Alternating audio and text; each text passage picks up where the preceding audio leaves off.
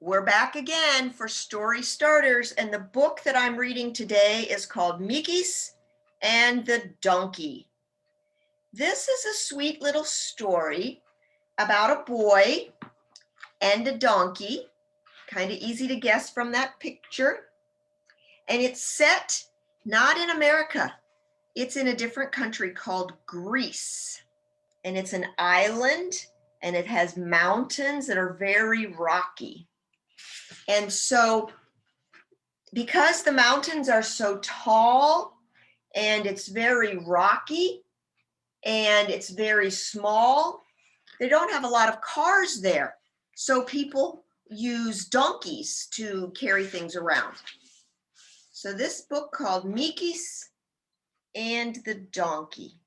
This is one of the books that's a nice story, but somebody who is a good reader would have to read it to you. Here's another picture of people sitting around underneath the tree. They'll talk about that in the book. Here they are again. People sitting underneath the tree. Grandpa was sitting under the big sycamore tree. It was impossible to miss him. He was always the one who did most of the talking. And whenever he talked, he waved his arms around in the air like he was trying to shoo away a bunch of flies. "Papu!" cried Mikis when he saw his grandpa. "Shouldn't you be at school?" asked Grandpa. "School is done today, Papu." "Already?" said Grandpa. "You youngsters seem to spend more time playing than learning. When I was your age, we had to work out in the olive groves for hours and take care of the animals too." Grandpa threw his hands in the air again. His hair was as white as snow, but his eyebrows were as black as coal. Mickey sometimes used to give them a rub because he was sure Grandpa dyed them, the way Grandma dyed her hair when she was going somewhere special. "I have a surprise waiting for you at home," said Grandpa. What? What?" said Mikis, and he started running, even though he didn't know what the surprise was yet. "Go see Yaya. I'll be there soon." There's the picture again, and you can see the grandfather with his hands in the air. Whoops, there we go. That's Grandpa. Mikis flew out of the village square. He raced up the narrow alleyway, left, right, up, and up, past the house with 1,000 flowers, around the corner, past the giant cactus, up the steps, through the doorway, and into the house, where he found Grandma, busy with the big spring cleaning. "Yaya!" cried Mikis. He could hardly catch his breath. "Where's my surprise?" Grandma told Mikis to sit quietly for a moment. She put a glass of cold water on the table in front of him. "Drink this," she said. "You got here too early." "I ran all the way." Grandma cut a slice of bread and spread it with jam. With his mouth still full, Mikis asked where the surprise was. He fidgeted on the chair and he crumpled up the tablecloth. Then his bread almost went down the wrong way, and he coughed so much that he sent crumbs flying everywhere. "Yaya, what is it?"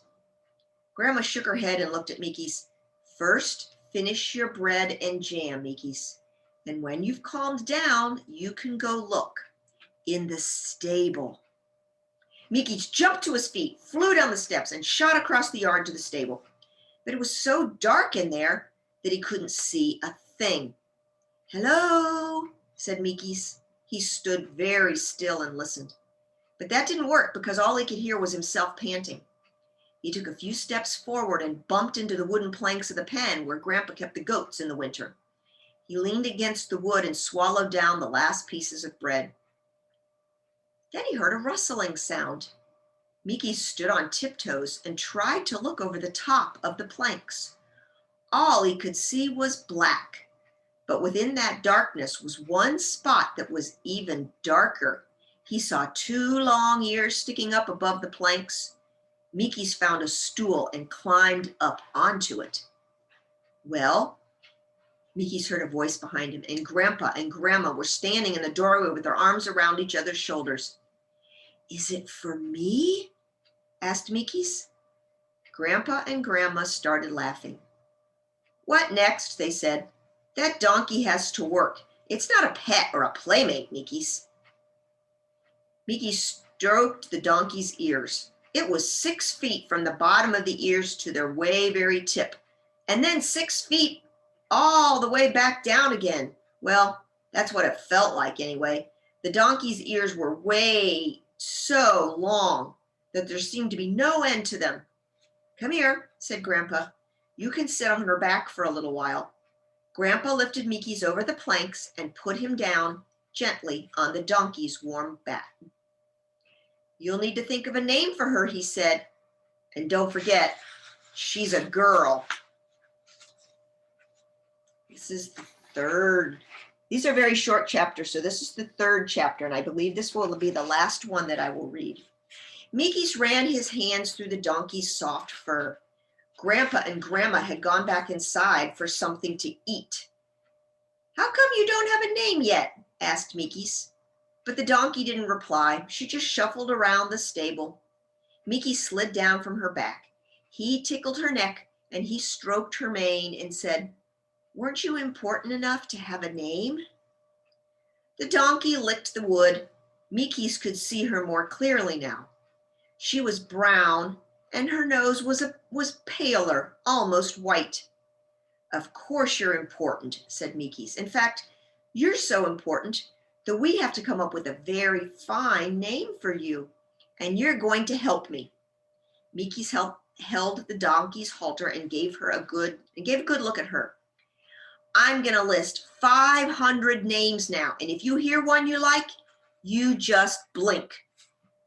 Mikis thought about all the famous singers he'd ever heard of, and he thought about all the girls at school and their moms and their grandmas, and he tried to remember all the prettiest names from the stories that his teacher, Miss Chrissy, had told the class. "Okay," he said to the donkey, "this is important. This is for the rest of your life. Do you understand?" And the donkey just stared at Mikis. "Then let's begin," he said. "You have to concentrate really hard. I'm going to start with a test name just to practice, to see if you understand. So this isn't a real name yet. When you hear a name you like, you're going to blink, but no blinking until then, okay?" Mikis came up with a test name, a name he'd never heard before. He just put his mouth up to the donkey's ear and he said, "Saki." And the donkey was startled, and she took a step back and she blinked. "Good. You understand what you need to do," said Mikis. He knew that donkeys weren't stupid. Then he started listing a whole lot of names. Zenobia, Fortini, Pandora, Varvana. You have to blink, remember? Philadelphia, Julia. The donkey stood still and listened to Mikis, but she didn't react at all. She just stood there and looked at Mikis with big, unblinking eyes as he said the names more and more loudly.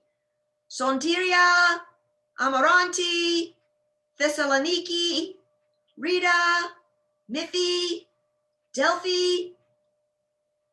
Mikis suggested a whole lot of weird and wonderful names, but the donkey didn't even twitch.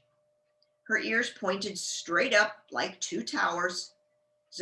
Zefiros, shouted Mikis, but that didn't count because it was a boy's name. Elena.